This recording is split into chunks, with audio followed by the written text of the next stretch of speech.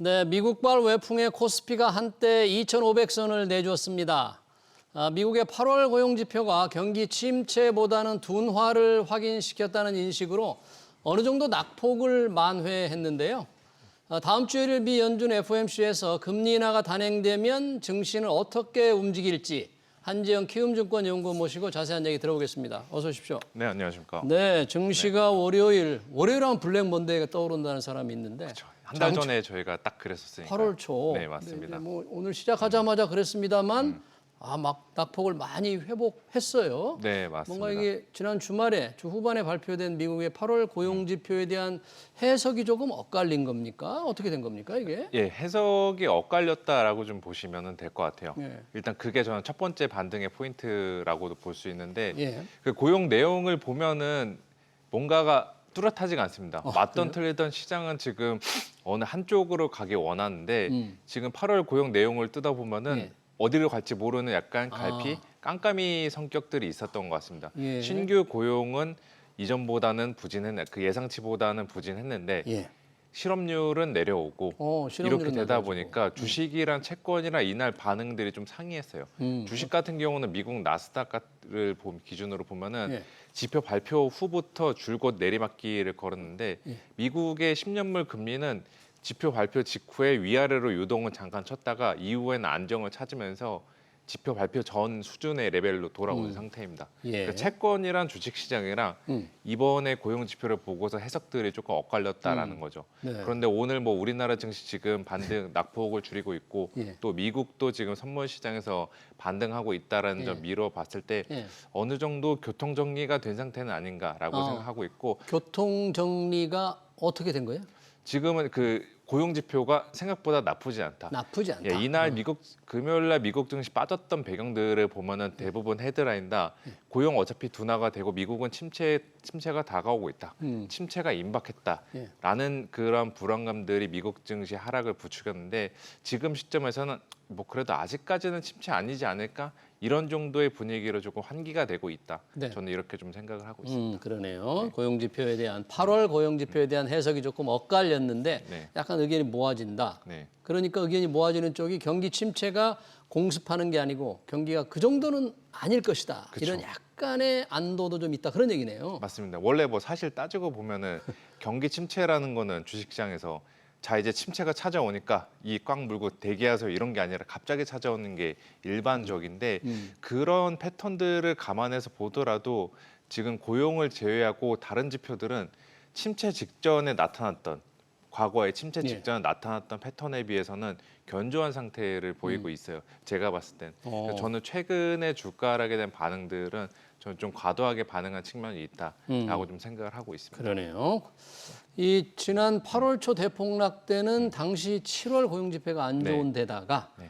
이 엔캐리 트레이드 값싼 엔화를 가지고 고수익 자산에 투자했는데 이게 청산되면서 그 청산될 우려까지 더해졌잖아요. 이번에는 그런 걱정은 좀 없었어요? 요번에도 있었는데 예.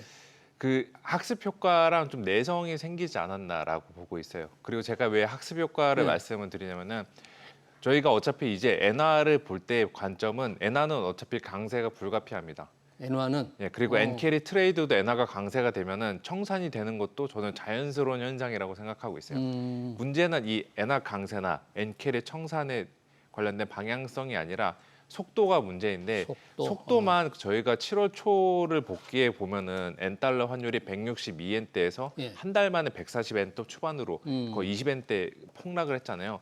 그렇게 되다 보니까 엔캐리 청산 물량도 과도하게 나왔었는데 8월 이후의 상황들을 보면은 엔화 강세 이야기 계속 나오고 뭐 엔캐리 이야기 나오는데 증시는 그래도 잘 버티면서 반등을 했잖아요. 네. 그리고 엔달러 환율도 지금 142엔에서 145.7엔대 약간 박스권 흐름을 이어간다라는 점 감안했을 때 저희가 7월 초부터 8월 초까지 그 한 달 기간 동안에 엔화 초강세가 있었던 그 시기에 비해서 지금은 엔캐리 청산에 대한 불안감 주식시장에서는 어느 정도 지금 다 학습이 되어 있고 예. 극복이 가능한 재료다라고 좀 이해하시면 될 것 같습니다. 그러네요. 8월 고용지표에 대한 조금 해석이 조금 엇갈리면서 네. 뉴욕 증시가 이제 약세를 보였는데 특히 나스닥이 많이 빠졌지 그쵸. 않습니까?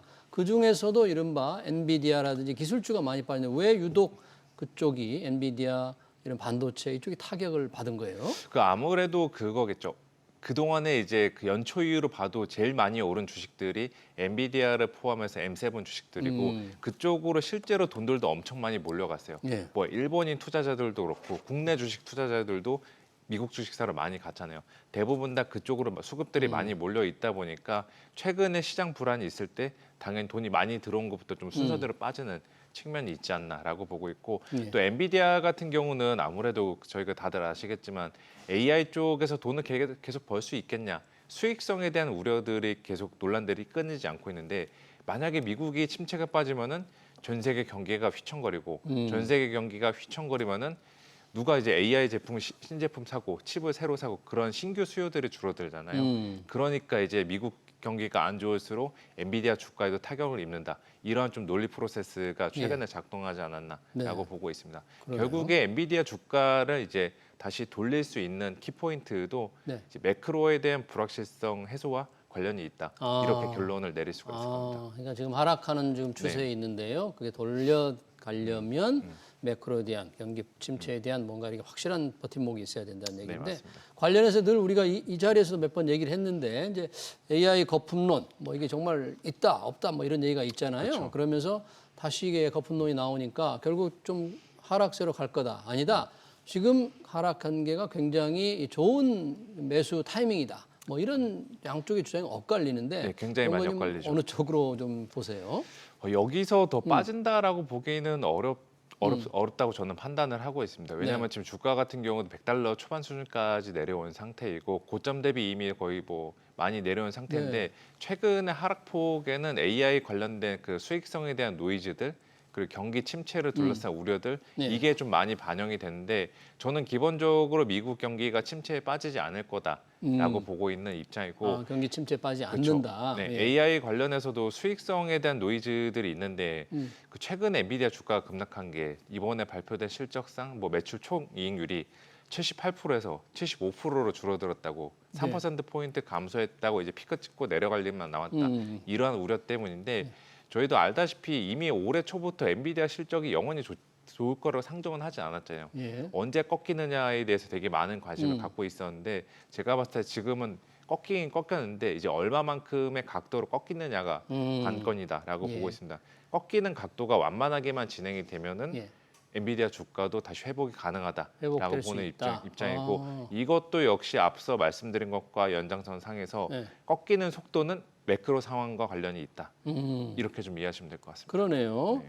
결국 이제 엔비디아 주가 지금 이제 $100를 조금 위협하는 수준으로 떨어져 그쵸. 있잖아요. 뭐 이 투자은행 같은 데서는 목표 주가를 $165로 봤는데 대부분 다 상향을 하고 있는 상태이죠. 네. 목표 주가를. 네네.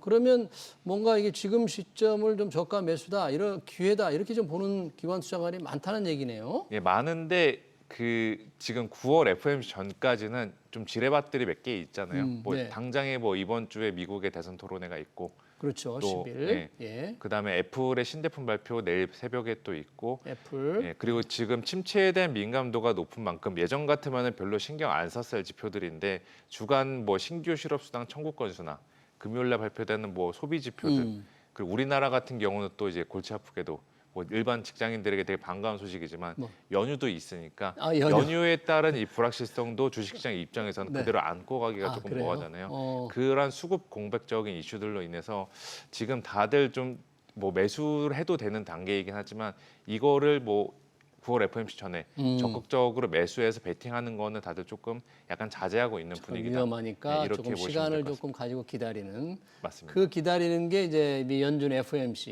네, 다음 맞습니다. 주잖아요. 네, 그동안 정말 오래된 이 고금리가 이제 그쵸. 정말 꺾이는 정말 기폭제가 되는데 네. 이번 8월 고용 지표를 보면 아까 경기 침체보다는 이제 둔화로 이렇게 생각하신다면 네. 결국은 금리 인하 폭은 대략 예상이 되네요.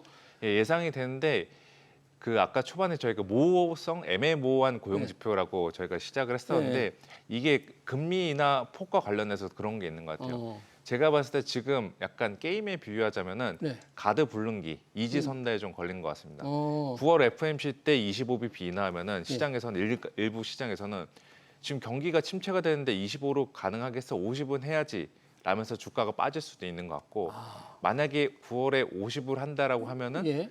야 이거 정말 경기 뭔가 문제 있어서 50 하는 거냐 이런 식으로도 해석할 수 있을 것 같아요. 이쪽이나 저쪽이나 네. 조금 안 좋은 쪽으로 해석하면 0.25%포인트든 네. 0.5%포인트든 좀 주가는 좀 안 좋을 수 있다는 그렇죠. 그런 그래서 제가 걱정이- 이지선다에 걸렸다라는 표현을 하게 예, 되는데 이지선다요? 이것 때문에 이제 그 FOMC 전까지 좀 변동성이 있을 거다라고 보고 있고 결국에 관건은 9월 FOMC에서 연준이 시장에 어떤 시그널을 보냈냐.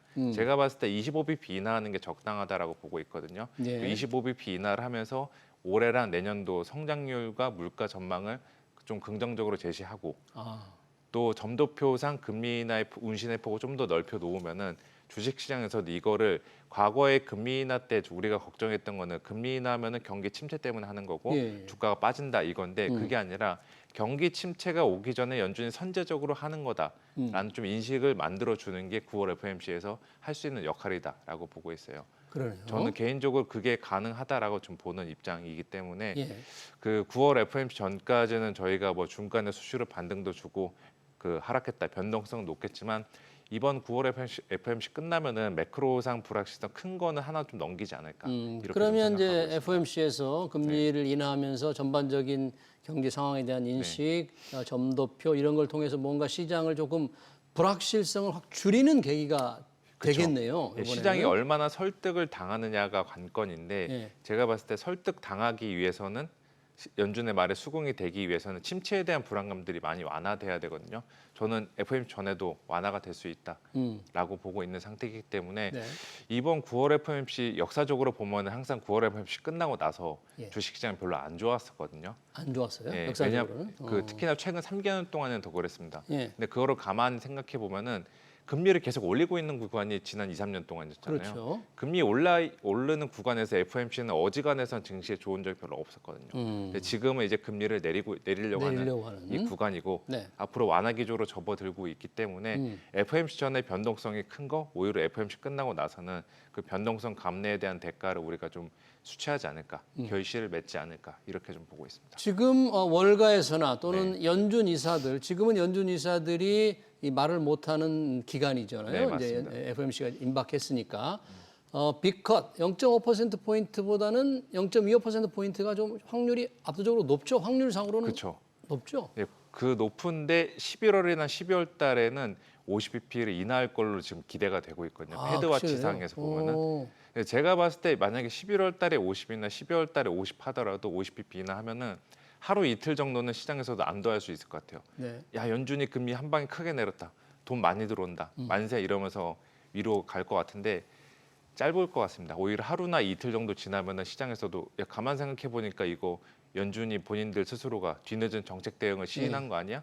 혹은 정말 침체가 오기 때문에 얘네가 인하하는 거 아니야? 이런 식의 좀 부정적 인식으로 전환을 할 것 같거든요. 예. 그래서 저는 50bp 인하 뭐 가능하고 확률상으로 열려 있지만 그게 증시에 중장기적으로 도움이 될까라고 생각해 보면은 거기에 대해서는 회의감을 가지고 있습니다. 그러네요. 이제 연준이 정말 금리 인하를 얼마큼 단행할지 월가를 비롯해서 글로벌 증시가 촉각을 곤두세우고 있는데 아까 이제 8월 고용 지표가 나올 때 주가와 채권의 반응이 조금 엇갈렸다고 했는데 이렇게 금리 인하가 이제 다음 주에 시작이 되면 네. 주식시장 불안감은 해소될 수 있지만 뭔가 이제 채권 시장은 굉장히 투자하기 혹이다. 시장 금리가 낮아질 수 있다. 그래서 그렇죠. 채권 투자의 매력이 혹시 더 높지 않을까요? 그래서 요즘에 이제 그 개인 투자분들도 채권 상품을 많이 사고 계신 것으로 요즘에요? 알고 있거든요. 예, 저도 뭐 채권 금리 내려가는 구간에서는 채권 투자 저는 유리하다라고 보고 있어요. 다만 지금의 미국의 10년물 금리 기준으로 봤을 때 네.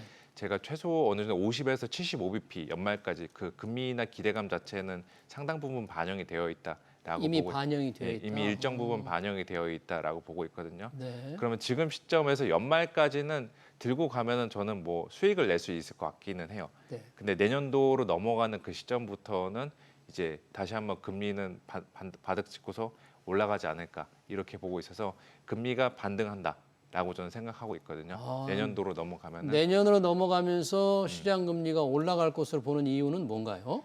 이미 그 연말까지도 봤을 때 내년도 상반기에 연준이 금리 인하하는 분들을 내년도 올해 말까지 어느 정도 땡겨서 주식 채권 시장에서는 반영을 할 것 같습니다. 항상 그 시장은 모든 것을 선반영하잖아요. 비단 그게 주식시장뿐만이 아니라 채권 시장에서도 저는 그렇게 생각하고 예. 있기 때문에 연말까지는 내년도 연준의 금리나 분기까지는 땡겨서 반영하면서 금리는 우하향 네. 기조를 갖겠지만 내년도로 넘어가면은 내년에 제가 봤을 때 연준이 금리나 폭 많이 가져가지는 않을 것 같거든요. 내년에는 네, 그거에 대해서 이제 시장은 올해 내년으로 넘어가면서 금리에 반영을 하게 되고 내년도에 연준이 금리나 별로 안 할 거다? 그럼 금리 그동안 내렸던 거 이제 어느 정도 하락을 멈춘 다음에 반등을 하게 되는 거죠. 네. 그렇게 되면은 이제 채권 투자에 대한 매력들이 일시적으로 사라질 수 있다라고 생각하고 있어서 저는 뭐 그래서 연말까지는 채권 자산에 어느 정도 비중을 가져가는 게 유리하지만 올해랑 내년도까지 나는 채권으로만 승부 보겠다. 네. 이 전략들은 조금 이제 지양해야 된다라고 생각합니다. 그러네요. 채권 투자자들은 조금 유의해서 네. 올해는 연준이 금리 인하로 시장 금리가 조금 떨어질 수 있지만 내년에 시장 금리는 조금 다시 오를 가능성이 있다는 네. 분석을 조금 주목해야 될 것 같네요. 보통 9월이 역사적으로 조금 약세장이었다면서요. 뭐 이런 때는 특별하게 우리 투자자들 어떤 포트폴리오라든지 투자 전략이나 어떻게 해야 될지 좀 방법이 있을까요? 뭐 지금 시점에서는 뭐 분위기상으로도 벌써 9월 뭐 일주일밖에 안 지났는데 약세장 들어간 분위기인데 그러니까요. 예. 여기서 코스피 기준으로 지금 2,500 초반까지 내려온 상태에서 지금 뭐 현금 비중을 막 확대하는 거는 살짝 이제 타이밍상으로는 좀 지난 것 같고 주식 내에서 포트폴리오 교체는 저는 괜찮지 않나라고 보고 있고요. 내에서, 이런 상황 속에서는 금리 인하 저희가 계속 해놨던 네. 금리 인하 시 수혜가 될 수 있는 그리고 실적 같은 경우도 이전과는 다르게 실체가 계속 있는 바이오 쪽이나 바이오, 네, 아니면은 은행을 포함한 금융주들 금융주는 뭐 밸류업입니까? 그렇죠. 밸류업 플러스 금리가 내려가는 구간에서 주식시장에 유행하는 투자 전략이 배당 투자입니다. 배당 수익률이 금리보다 높아지게 되면 당연히 배당 투자에 대한 매력들도 시장에서 높아지겠죠. 그러한 관점에서 봐도 저는 그 은행을 포함한 금융주들 대응하기 좋지 않을까. 통상적으로 배당이나 주주 환원, 주주들한테 돈이나 그 주식을 돌려주는 그 행위는 주식시장에서 위기 상황일 때 변동성이 높은 상황일 때 안전판 완충장치 역할을 하거든요. 저는 그런 관점에서 은행을 포함한 금융주, 보험주도 그렇고 증권주도 그렇고 이러한 주식도 괜찮지 않을까. 그리고 좀 더 확장을 해보면은 실적 피크아웃에 대한 우려는 있지만 그 어느 업종보다 주주 환원 의지가 높은 자동차 쪽 여기도 지금 접근해 볼 만하다. 이렇게 좀 말씀드립니다. 네, 주주 환원율이 좀 높은 기업, 상대적으로 위험을 좀 줄일 수 있는 투자 전략을 좀 주목해야 되겠다. 그런 걸로 정리를 하겠습니다. 주간 증시 전망 지금까지 한지영 키움증권 연구원이었습니다. 연구원님 고맙습니다. 네, 감사합니다.